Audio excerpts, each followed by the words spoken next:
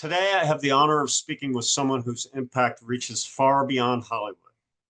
Gary Sinise is an award-winning actor, best-selling author, and passionate humanitarian known for his unwavering support of our military, veterans, first responders, and their families.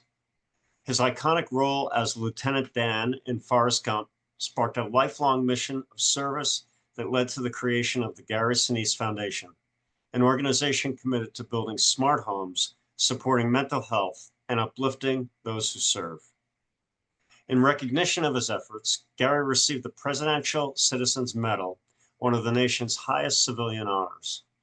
His journey has been shaped by personal loss, deep faith, and a powerful calling to serve others. So welcome, Gary. It is such a privilege to speak with you about your life and your mission and all the things you've accomplished, both in certainly in the entertainment world as well as in, and more importantly, in your dedication to military and service and to the fallen soldiers that we've had over many years. And you've dedicated so much of your life to serving veterans.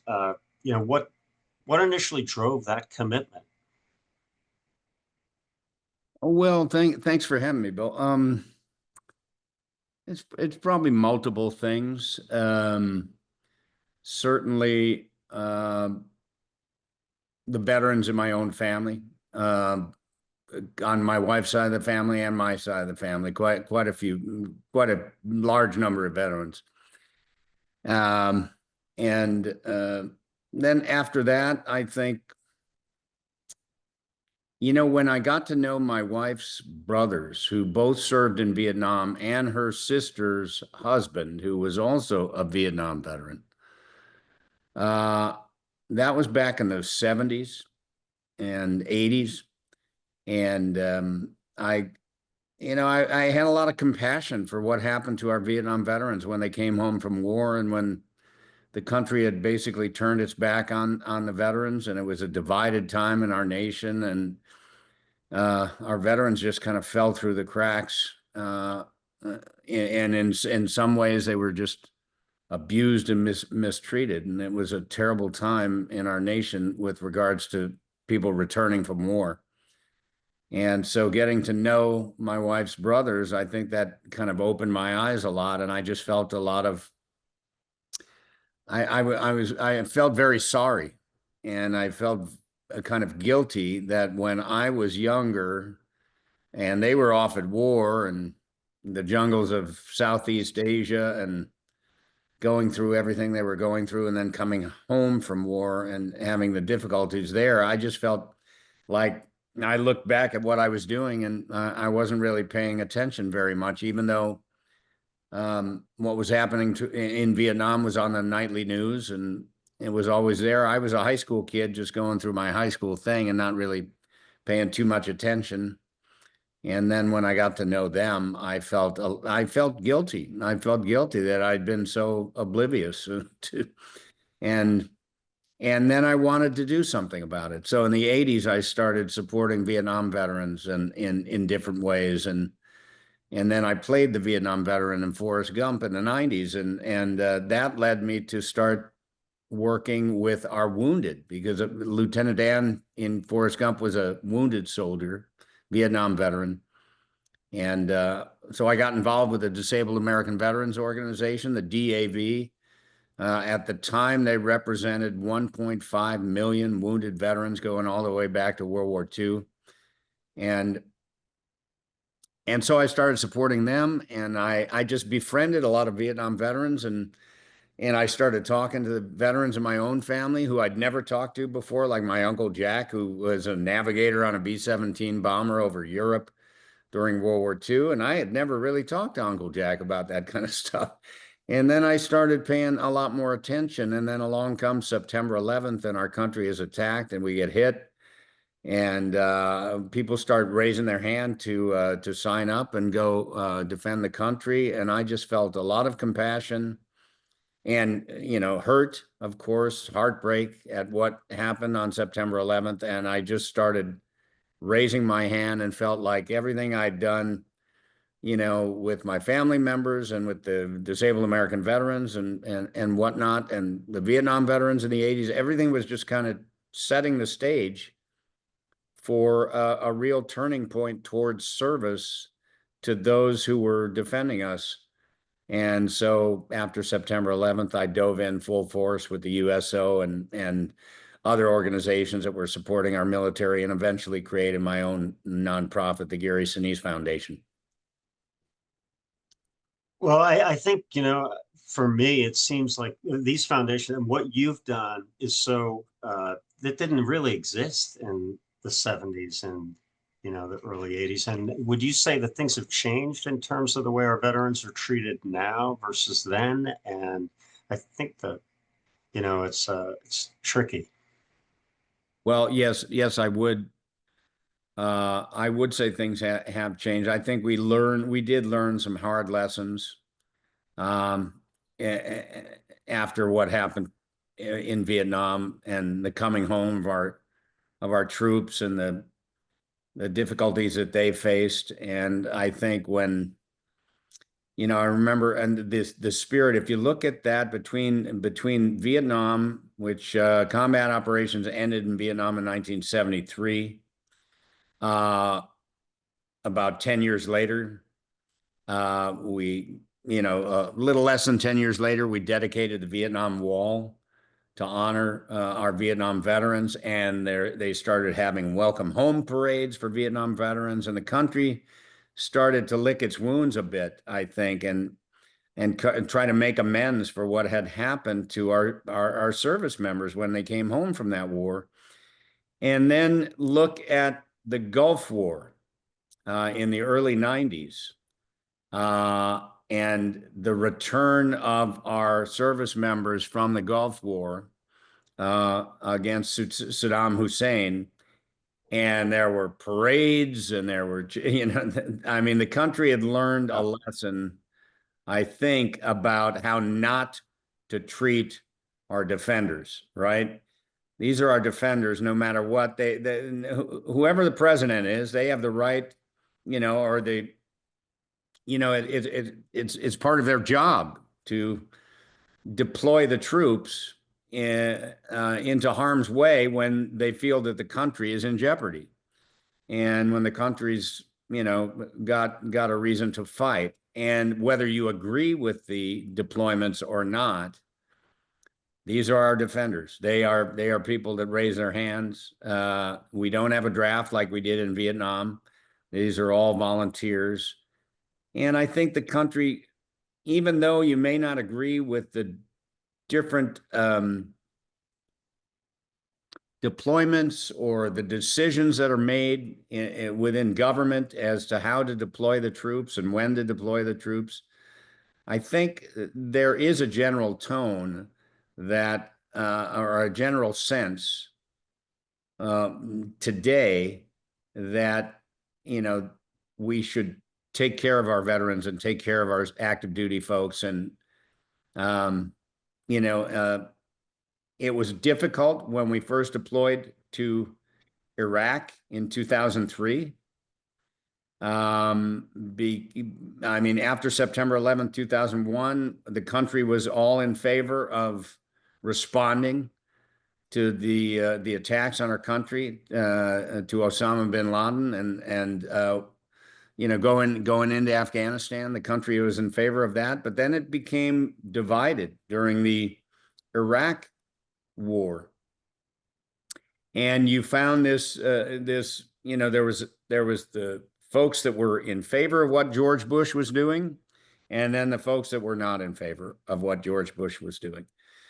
And, in some ways, I felt like, oh gosh, what's happening in our country right now? There seems to be kind of this division as to whether we should be in Iraq or not. And I started to sense that started to get a sense that maybe something was happening then that was similar to what happened to our Vietnam veterans when they got caught in the middle of all the division in our country.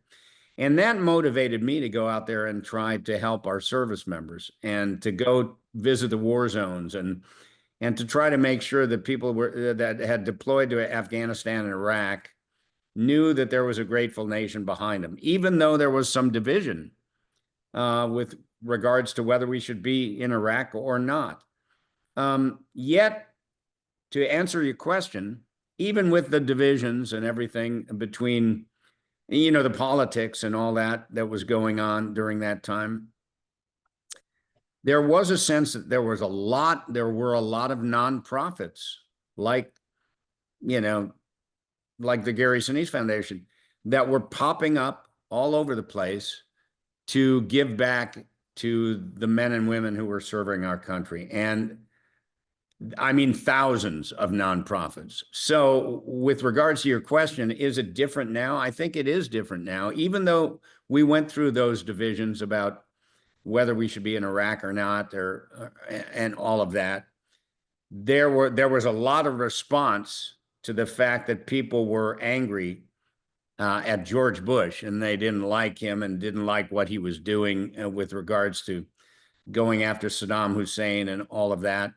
There were still a lot of nonprofits, our fellow citizens, who said, well, I'm not going to let the men and women who are serving our country get caught in the middle of all this division. I'm going to do something to show them that they're appreciated and supported. And so you saw thousands and thousands of nonprofits popping up all over the place. Gary Sinise Foundation grew out of all of that. So I think there's, even though there's conflict between whether or not we should be in a certain, we should deploy in a certain way, there are a lot of people in the country now that really want to take some sort of action to make sure that people that volunteer to serve our country and go into harm's way, that they know that people appreciate what they're doing. Well, that's such a great point. And it really is through like the Gary Sinise Foundation and organizations like that that raise awareness and are such big contributors to really what is, when welcoming servicemen and women home. And you can't put, I think, enough emphasis on the change that has made in the country and the conversation. And it's just so heartbreaking to see how things were treated in the 70s. And so you visited Walter Reed a number of times, obviously, right after 9/11. This was your first visit to Walter Reed. Was there something there that really struck you right out of the gate, that in the way they were being treated, the service members, and has that changed over time? Yeah, the first military hospital I went to was Landstuhl Medical Center in Germany. So I and Landstuhl is where, folks that are injured in Afghanistan and Iraq, in this case, they go to Landstuhl first, and they're stabilized in Germany before they come home. In August of 2003, I was at Landstuhl for my first time, and I met many wounded who had just recently come from the battlefield right to Germany, and some were going to be patched up and sent back to the war. Their injuries were not severe enough to send them home, but they were severe enough that they needed to take a break and go fix some things for a while. And then they were going to go back to the war. And then others that I saw that first day that I was there, they were very badly wounded, and they were going to be sent home to Walter Reed, Bethesda, Naval Medical Center in San Diego, Brooke Army Medical Center in San Antonio, different hospitals. And I saw a lot of our wounded that first day, and that was impactful. That really had a profound impact on me, and it made me want to go back again. And so 2 weeks later, I remember being at Landstuhl in August of 2003, and in September of 2003, I was at Walter Reed. There were two hospitals, Bethesda Naval Medical Center and Walter Reed. Now they're one hospital joined, but at that time there were two, and I went to both of them on that same day. And it was actually September 11th, 2003, that I was at Walter Reed for my first time. And I remember seeing people at Walter Reed 2 weeks after I was at Landstuhl Medical Center that I saw at Landstuhl like 2 weeks before. And they were in a hospital bed and they were, really, getting ready to come home. And then I remember walking down the hallway at Walter Reed, my first time, and seeing somebody wheeling himself toward me. And I had just seen him at Landstuhl and he was in a hospital bed then. Now he's in a wheelchair and he's moving around and he's making progress. And I would make it a practice to go to the hospitals every 3 or 4 months. And I would see these service members in various stages of their recovery as I would visit, every few months or so. And that was a good thing because I could see they were making progress.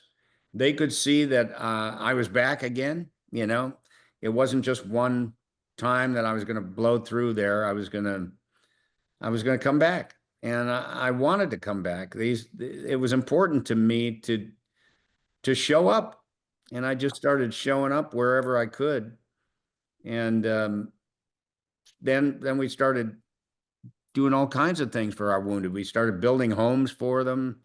These are specially adapted, smart technology. We put all this smart technology in there. They're mortgage-free houses. They're specifically designed for somebody who's missing their limbs or is blind or, traumatic brain injury, burns, whatever. We try to build these houses to help restore their independence and empower them to feel stronger and for their families to have more independence in how they care for them. And that grew out of just visits that I was making to the hospitals. And now we're within a couple of months, I think November this year, we will dedicate our 100th smart technology mortgage-free house to one of our wounded. And he happens to be somebody that I've known for almost 20 years. And Wow. he never, he lost his leg. He got blown up at a base in Iraq that I had actually been to, just a couple of years before. And we've stayed in touch all these years. We became friends. He never wanted anything. And as he's getting older and things are getting a little harder for him, with regards to his injury and getting around, I just kept bugging him and said, we're here and this is what we're doing. We're providing these homes for people that have given a lot for our country. And so we're here. And he finally said, hey, what do you, maybe I'd like to apply for the program. And so he will actually be our 100th home that we've built over the years. It's so inspiring to hear stories like that. And you've inspired so many people to not only get behind and contribute, but within the military and within, the country, you deserve just so much credit. You're a hero and a patriot and someone we so admire. Great American Media is all about supporting faith, family, and freedom, and the values we hold dear. And the military certainly is central to all of those elements. You were talking about the change in tone in the country, and you're so right. You think you ever been to a sports game where they honor a veteran who was in the stands, and there really is a unified approach to, it seems, viewing the way the military and returning veterans are looked at, and so much of that is due to the work that you've done with your foundation and so many others. So, Well, really. thank you. It's always wonderful to see those, those moments at a ball game or something where they put a veteran up on the screen. In fact, my doctor from California, we moved recently to Nashville, but he was my doctor in California, and he's a Navy veteran, and he was a medic, a combat medic in Fallujah. Hmm. And in the Iraq War, he saw a lot of very, very bad stuff and helped a lot of people to survive, you know. And he recently sent me one of those videos where they honored him at a Dodger game and put him up on the big screen. He wrote a book called Code Red Fallujah. Um, his name is Dr. Donnelly Wilkes. He's got a great story and he's a great human being. And just to see the crowd cheering him on, you know, and each time something like that happens at a ball game, and we've been at ball games, you know, with my foundation where we've done that. I was out on the field at the San Diego Padres game with two of our wounded that we built homes for, and the crowd just cheering them on. So those types of things are very, very important. I think to remind the country that these are our defenders. We deserve to pat them on the back. They deserve our thanks and our gratitude. They deserve our cheering and our saluting. We have an event coming up at the Gary Sinise Foundation next month that we're calling Nashville Salutes Heroes. And this is based on something we did about 10 years ago in California when I was living there, called Hollywood Salutes Heroes. And we brought about 50 of our wounded in from all over the country and treated them to a multi-day event to celebrate them and salute them and show our gratitude to them. And I wanted to recreate that here now that my family and my foundation is based here in Nashville. So we have Nashville Salutes Heroes coming up September 5th to 8th. And my band's going to play, and we've got Nashville celebrities that are coming out to cheer them on. We got all kinds of great things. You know, whenever we can take the moment to just celebrate the people that defend us and recognize that without them, our nation would be forgotten. I always love that quote by Calvin Coolidge: "The nation which forgets its defenders will itself be forgotten." If we forgot our defenders during the Vietnam era, we turned our back on them, and it was a very rough period for our country. What was going on during that time? There was a lot of, as I said, there was a lot of division as to whether we should be in Vietnam at all or not, and that's what happened. And there was a draft, and so we found college campuses exploding, you know, in protest over the war and whatnot. But what happened was the people that were serving in that war, that were over in the jungles getting shot at and then coming home, and they were forgotten. And we did forget them. And that hurt our nation. And we don't want our defenders to ever be forgotten. We appreciate having them. We're grateful to them and their families, and we want to do everything we can to support them. And for those of you watching, we will put links to Gary's site, to the Sinise Foundation, on greatamericanfamily.com after, so that you can explore and hopefully contribute to this wonderful cause and the Nashville event, hopefully. So 9/11 is one that seems perilously close at times to being forgotten. And next year will be the 25th anniversary of 9/11, and living in New York at the time and living in New York now, there's a whole generation of people who barely know that 9/11, you know, even happened, because of what they learn in school and what, you know, the overall sensibility is sometimes in the culture. How do you view the 25th anniversary of 9/11, and is there anything special that you'll be thinking? Tunnels to Towers, I know, was very involved in the America 250 and the celebration of 9/11, or the memory of 9/11. Well, a big piece of the Gary Sinise Foundation is education. That is something that I wanted to be a part of the organization from the get-go. It's a part of our mission statement. And that grows from, you know, I can talk all I want about how important it is to support our veterans, but if our young people don't really understand why they should, you know, chances are they're not gonna get it. And we spend a lot of, we have a lot of great programs on the education side to try to, nurture our young people, especially our high school kids, giving them a real opportunity to engage with veterans themselves, which if you don't have veterans in your own family, you might be completely disconnected from, from what our military actually does for us.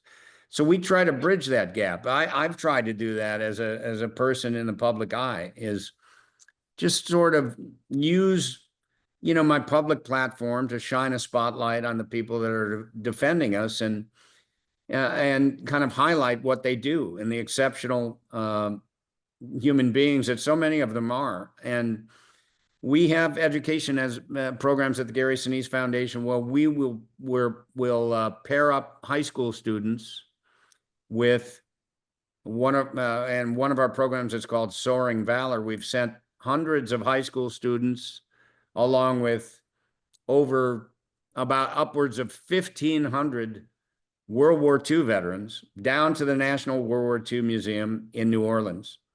And when you pair a 16, 17-year-old kid up with a 95-year-old man or woman who served during World War II, and they walk you through the museum that was built to tell their stories, that is an education that's unmatched for a young person. And they come away changed, and they look at military service and our nation's defense and what happened during World War II in a very different way. Well, we also do that with students with 9/11.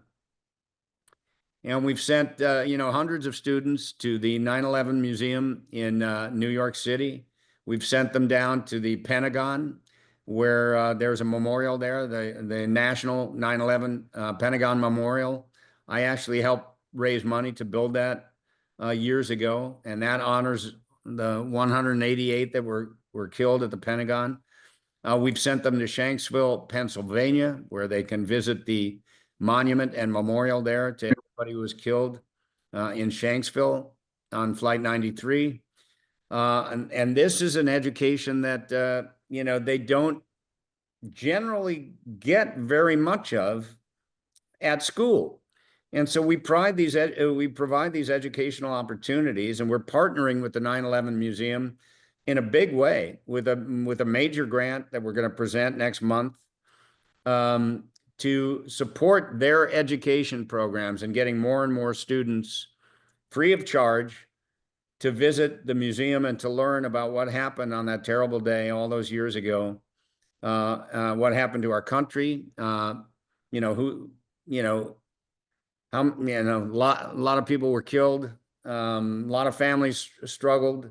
We don't want to ever forget what happened to our country. That's our, 21st century Pearl Harbor. And, we feel it's important for our students to understand what happened in the 20th century with regards to Pearl Harbor and World War II. We want them to know that our country was thrust into a new kind of war after September 11, 2001, and what happened there, and to honor and remember the sacrifices that have been made since that attack on our country. Thousands have deployed to Iraq and Afghanistan and the Middle East and lost their lives in response to what happened that day. And we can never forget that. Again, the nation which forgets its defenders will itself be forgotten. And we don't want to forget our defenders. We don't want to forget the sacrifices that have been made.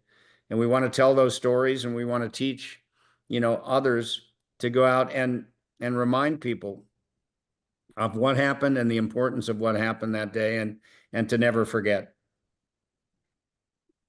So Gary, you've sacrificed so much and you've done so much, yet you've kept this remarkably positive demeanor, and you've had your own personal family issues, and yet through all of this hardship, you are a warrior and a relentlessly positive force. How do you keep an even keel and not let it get to you really stop you from doing the great things that you do. Well, thank you, Bill. You might be speaking about my son and the loss of our son, Mac. Mac was a tremendous human being. I mean, I feel like I even know Mac better than I ever did before because I've been exploring his files and exploring his journals and, just grabbing onto things that my son left us that were very important. And I'm working on music that he left. He was a great composer and writer and drummer and musician, and he he left us some great music. Recorded one of his albums was recorded right before he died. It's called Resurrection and Revival. And after he died, I found even more music. So I went to work and produced another record of his music called Resurrection and Revival Part Two. And Mac worked for the Gary Sinise Foundation. So he loved our mission, and he loved, even though he was struggling physically with this terrible rare cancer that he was fighting for 5 or 6 years, he never wanted me to stop doing what I was doing uh, with the mission at the Gary Sinise Foundation. He worked for the Gary Sinise Foundation from 2017 to 2019 when things became too difficult for him to continue as he was fighting cancer. Um, but I would continue to go out and I would play concerts for the troops and go to the hospitals and do multiple events and all the mission work at the Gary Sinise Foundation that had been important to me. And Mac always wanted me to continue to do that, even though he did like it a lot when I was home. You know, I stopped acting in 2019 to kind of take care of him, and my wife had cancer too at the same time. It was difficult, but even though we were struggling with these terrible cancers, the service mission helped me through all that. There's no question about it. And that's how I get through it. I can see the difference that somebody can make when you just simply show up and pat somebody on the back and tell them they're appreciated. Or I get up in front of a crowd and play some music for them and talk to them and tell them how much we're lucky to have them serving our country. Or handing over the keys to one of those houses I talked about. All of that is so fulfilling and so meaningful because it's helping people that in turn, when you give like that, you receive strength. Yeah. And I needed strength, during this cancer battle. Watching our son was very, very challenging. And because it was a devastating cancer that disabled him more and more as it went on, and it got harder and harder for him. Yet, you know what, Bill? He was such an amazing human being in how he dealt with it. His faith was strong. Catholic faith was very strong. And I think Mac, in some ways, I mean, while we never really wanted to talk about what if this happens or what should I do if that happens or anything like that, I just wanted to stay focused on the fight. While we never did talk about that kind of thing, I know Mac knew the score.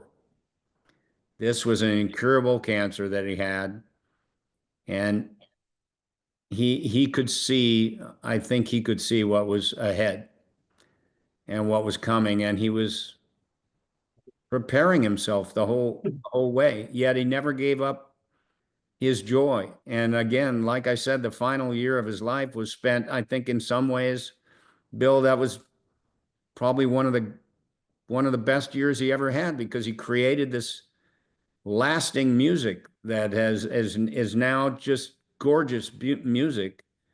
And it was that whole year, even though things were getting tougher for him physically, emotionally, and spiritually, and just joyfully, he was enjoying creating again. And he hadn't been able to do that for a long time.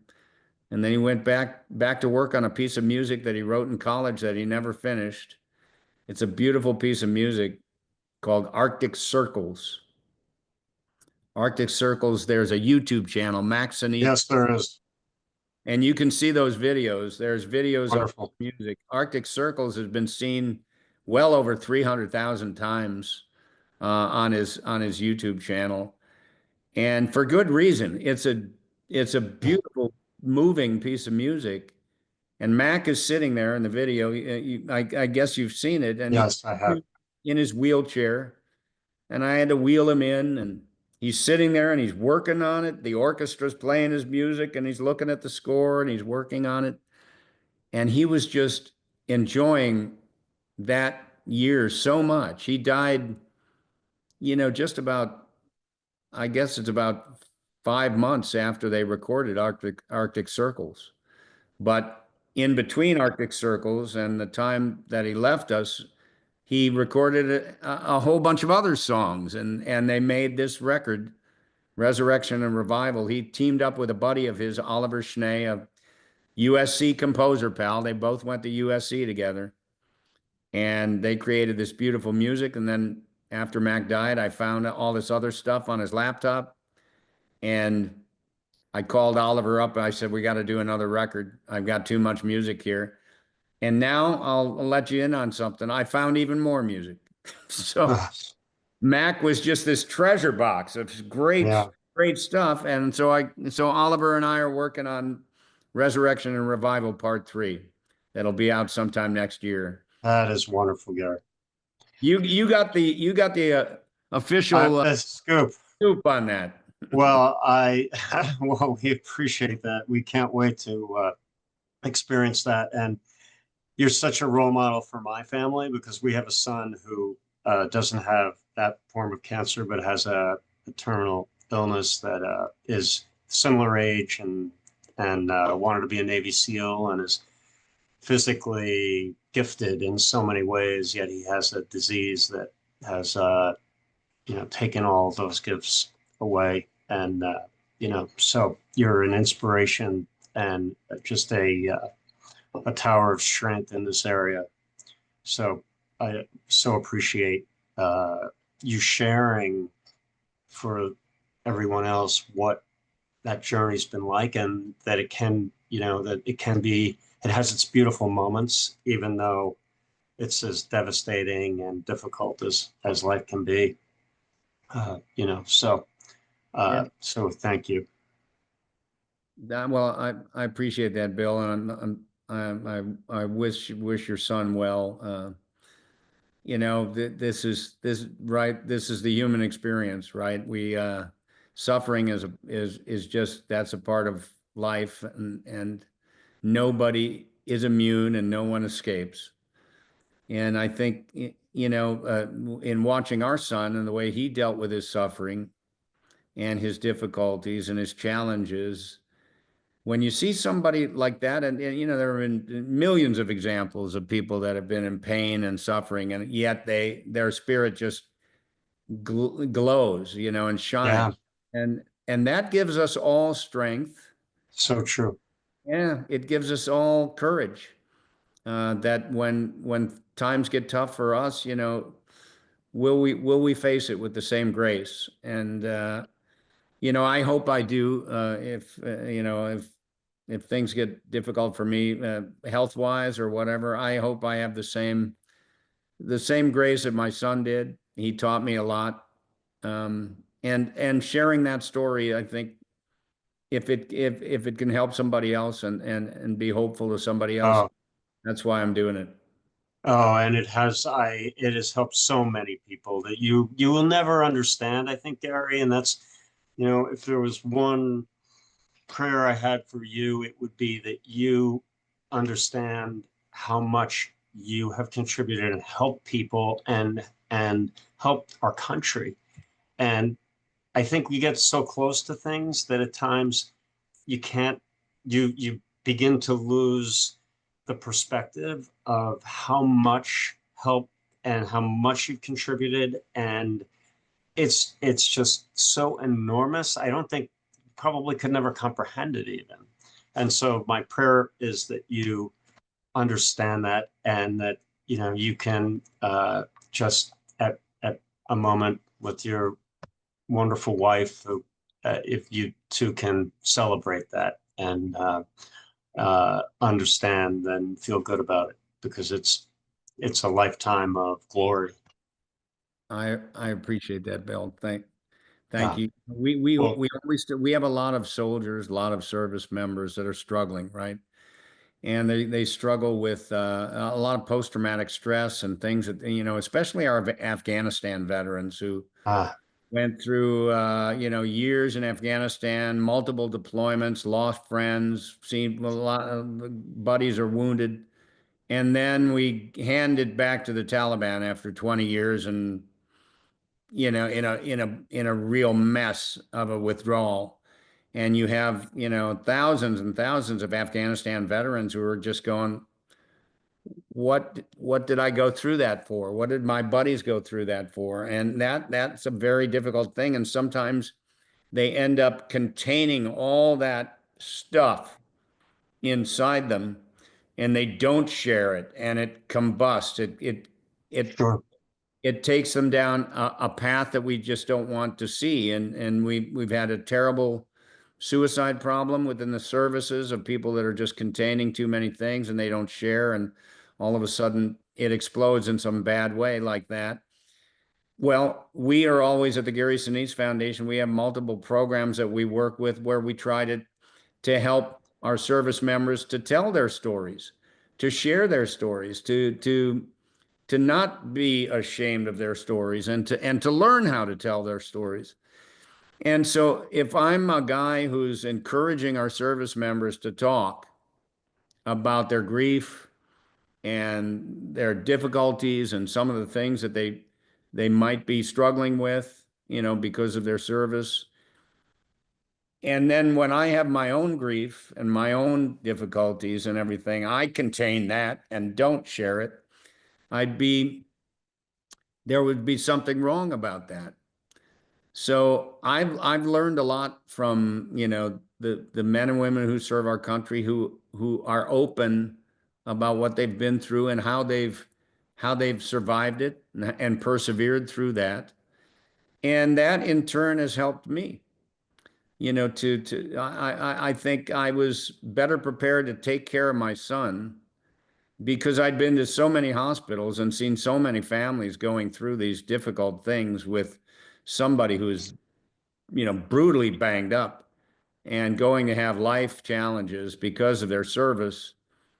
And I learned a lot from them, and I saw how they persevered through those. I saw how they shared their stories and talked about it with, and so I like to go out there and tell our service members to share their stories. And I know it's been helpful for me and healing for me to be able to, talk about somebody I loved so much, more than I can articulate, and to talk about him and the way that he faced his difficulties, with courage and grace all the way to the end. And it's been helpful for sure. Yeah, no, I so understand, and the Bible teaches us that getting outside of yourself and helping others is such an important aspect of life and your own development and growth, and brings peace. So I'm so glad that we've had this time, and I can't thank you enough for being here, Gary. We want to be supportive in every conceivable way that we can. So we will connect with your team on how we can. I mean, I don't think raising awareness is the issue, but we'll certainly do what we can to be supportive in every way, because you're an American hero and a patriot, and somebody who we so admire, and you're just a gift from God. So Well, thank you so much for being here and sharing all of these stories that are so poignant. you're so kind to say that, Bill. Thank you. I appreciate that so much. And if anyone wants to hear the music, Yes. you can download it, Resurrection and Revival and Resurrection and Revival Part Two, and the vinyls. I just wanted to mention that the Yeah. vinyl, Mac wanted to make vinyl albums to give to some friends, and he said if we ever sold any, the proceeds could go to the Gary Sinise Foundation to help our mission. And now we've sold thousands of vinyl records of Resurrection and Revival on the Gary Sinise Foundation website. And that all goes, and Mac is still helping us by providing that music that we can share and people can purchase at the Gary Sinise Foundation. He's helping us with our mission to support us. Like I said, we've sold over 8,000 vinyl records at the Gary Sinise Foundation Amazing. of this Well, we music. want to make it 80,000, and we will Let's do it. put it on our, yes, we'll put it on our channels and on our platforms, and in honor of Mac and his tremendous spirit and courage. We would love to contribute in a big way to that. So really looking forward to that and I partnering sure together. appreciate that. Um, Candace, who does a lot of work with Great American Family, she's very good friends with some friends of mine, and just days after we lost our son, my buddy Andy Irwin, who's a filmmaker Sure. and good friends with Candace, and some of the other folks that do a lot of work with Great American Family. Andy reached out to different people and told them about what had happened to us and our family and losing Mac. And he put together a tremendous video of all these beautiful messages from people.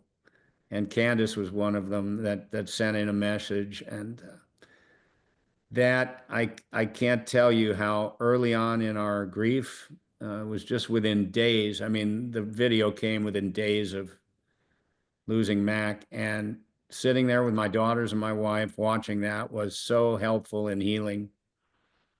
It just brought tears, but it also brought, wow, look at all the support we're getting here. And then when I posted the story about Mac on the Gary Sinise Foundation website about 6 weeks later, thousands and thousands of messages poured in. So all those messages from folks that and people around the country that I'll never meet. I just want all those people to know how helpful that was during a very difficult time in our family. I'm sure, and I'm sure they love to do it, and it's so nice that you appreciate it so, and that it was so helpful. Thank you, Bill. Candace and Andy are, salt of the earth, so not Great. surprised. Yeah, Yeah. great. Yeah. Okay, Gary. Well, thank you again. It's been a privilege spending some time with you. You've been more than overly generous as always with your time, and we're looking forward to following up and working together. So thank you so much, sir. I sure appreciate it, Bill. Thank you. Thanks for having me. Thank you. Okay, take care. You bet. Bye-bye.